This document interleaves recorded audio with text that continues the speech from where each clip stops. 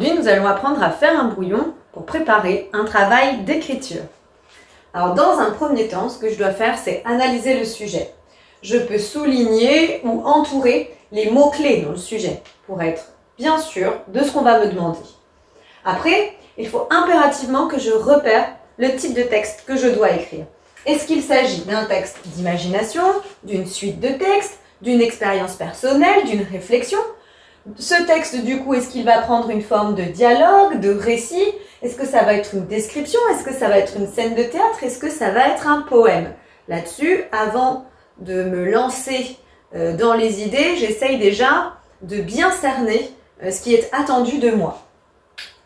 Ensuite, quand est-ce que mon histoire va se dérouler? Est-ce que c'est bien conforme à la consigne? Quels sont les personnages que je vais pouvoir mettre en scène? Et puis, qui va raconter l'histoire? Est-ce que c'est moi en tant que personne? Est-ce que c'est moi en tant que narrateur fictionnel, c'est-à-dire inventé?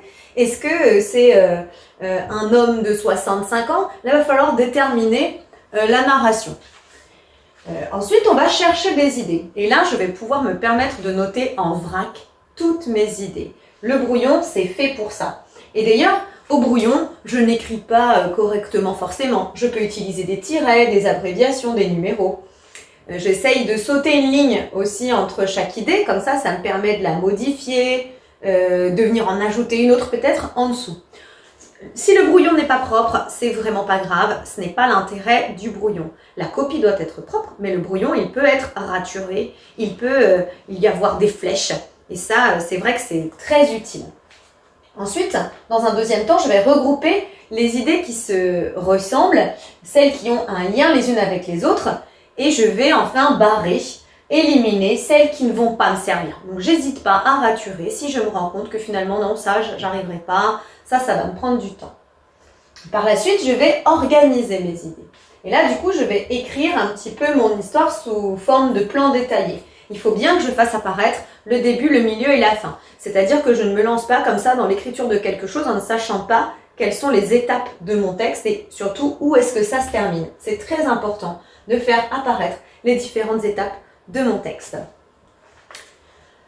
Après, je vais pouvoir rédiger le début et la fin au brouillon, le début et la fin de mon texte si je le souhaite, mais surtout, s'il s'agit d'une argumentation, alors on va demander à ce que l'introduction et la conclusion soient entièrement rédigées au brouillon parce que c'est important, puisque l'introduction, c'est ce qui permet de rentrer dans le devoir et la conclusion, c'est ce qui permet de le finir. C'est-à-dire que le correcteur, c'est ce qui va encadrer le devoir et c'est ce que le correcteur verra en premier et en dernier. Donc, on va y prêter une attention particulière.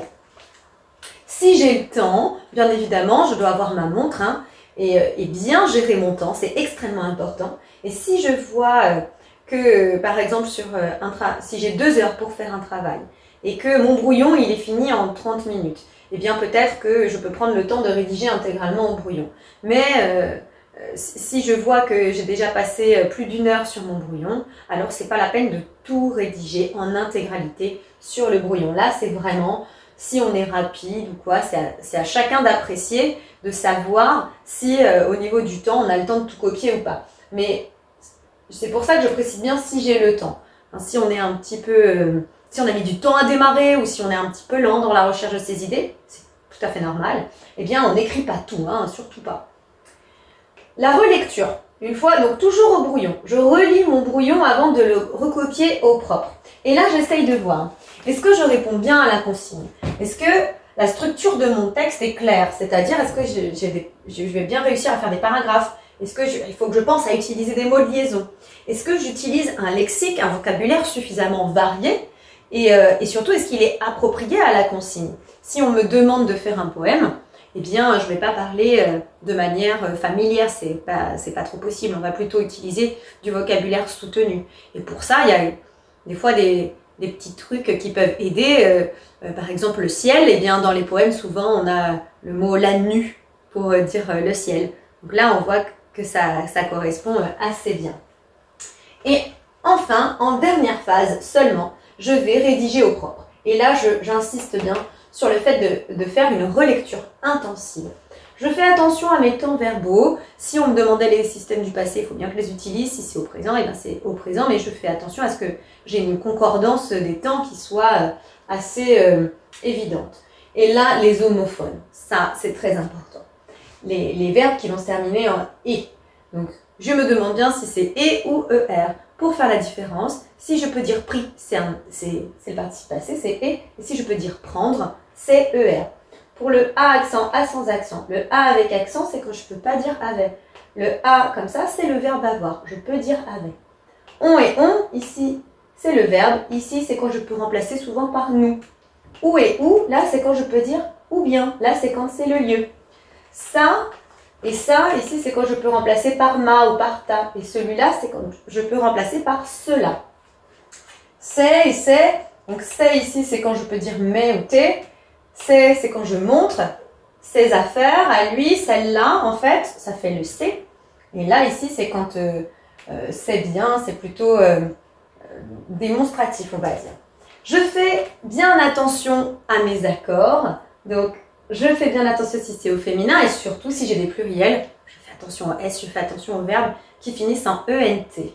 Et donc, j'essaye d'éviter un maximum les répétitions. C'est vrai que c'est pas très heureux dans une copie.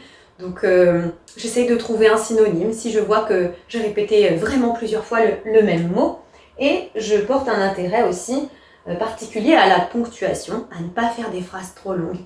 Il vaut mieux avoir des phrases plus courtes, bien faites, que des phrases très très longues dans lesquelles on va se perdre. À toi de jouer à présent. J'ai mis au tableau un petit texte à trous afin de voir si tu as bien compris comment faire un brouillon, comment l'utiliser. Tu es prêt? J'ai mis les mots raturer, consigne, sujet, propre, hors sujet, relire, idée et tri.